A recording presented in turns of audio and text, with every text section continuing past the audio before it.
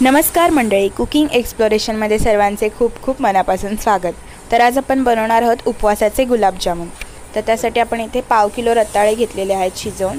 तर इथे 4 आहेत ते आणि आता आपण व्यवस्थित ते किसून घ्यायचे आहेत साल काढून, तुम्ही बघू शकता। तर त्यानंतर आपण इथे आता पाक बनवणार आहे साखरेचा। तर त्यासाठी आपण इथे 1 वाटी साखर घेतलेली आहे आणि जेवढी वाटी आपण साखर घेतो तेवढंच पाणी घ्यायचं आहे। तर इथे 1 वाटी पाणी आपण त्यात घालून घेतलेलं आहे आणि गॅसवर उकळण्यासाठी ठेवलेलं आहे। आणि साइडलाच आपले रताळे किसून तयार झालेले आहेत। तर त्यामध्ये आता आपण मिल्क पावडर घेतलेली आहे, ती घालून व्यवस्थित मळून घ्यायचं आहे।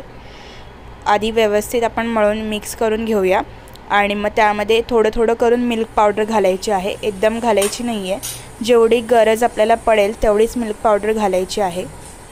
तर इथे तुम्ही बघू शकता की आपण व्यवस्थित पीठ मळून घ्यायचं आहे। जेवढी मिल्क पावडर तुम्हाला लागेल तेवढी तुम्ही घालू शकता।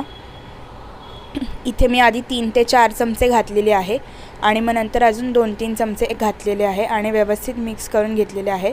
तुम्ही बघू शकता आता गोळा जो आहे तो व्यवस्थित आपण बनतो आहे, तो बनवून घ्यायचा आहे। तर त्यानंतर आपला जो पाक होता तो 5 ते 7 मिनिटं व्यवस्थित शिजवलेला आहे आणि इथे आपण जे गुलाबजामुनचं पीठ मळून घेतलेलं आहे ते देखील तयार झालेलं आहे। तुम्ही बघू शकता की आपलं जसं आपण पीठ मळतो तसंच आहे आणि ते आता आपण गोळे गोळे करून घ्यायचे आहेत छोटे छोटे। जेवढा तुम्हाला मोठा पाहिजे त्याप्रमाणे तुम्ही करू शकता। इथे मी एकदम छोटेच केलेले आहेत, एकदम मोठे नाही केलेले आहेत।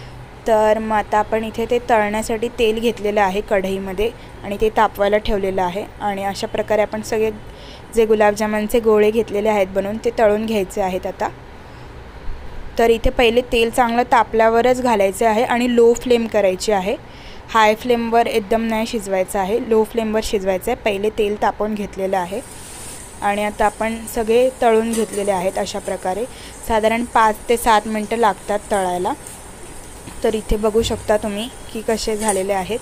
तर आता आपला जो पाक आहे त्यामध्ये आपण हे घालून घेऊयात। पाक इकडे माझ्याकडनं कमी झालेला आहे, इकडे तुम्ही 2 वाटी किंवा 1 आणि अर्धी वाटी घेऊन पण पाक करू शकता। तर मी इथे 1 वाटीच पाक केला होता, 1 वाटी साखरेचा। तर तो अशा प्रकारे आपले गुलाबजाम त्यामध्ये मुरलेले आहेत, तुम्ही बघू शकता। थोडा अजून जास्त असला तर जास्त मुरले असते। तर आता आपण सर्व करूया। अर्धा तास पाकामध्ये ठेवल्यानंतर सर्व केलेले आहे, तुम्ही बघू शकता। छान असं मऊसूत टेक्स्चर येतं। नक्की ट्राय करा। आवडल्यास लाईक, शेअर आणि सबस्क्राईब करा। धन्यवाद।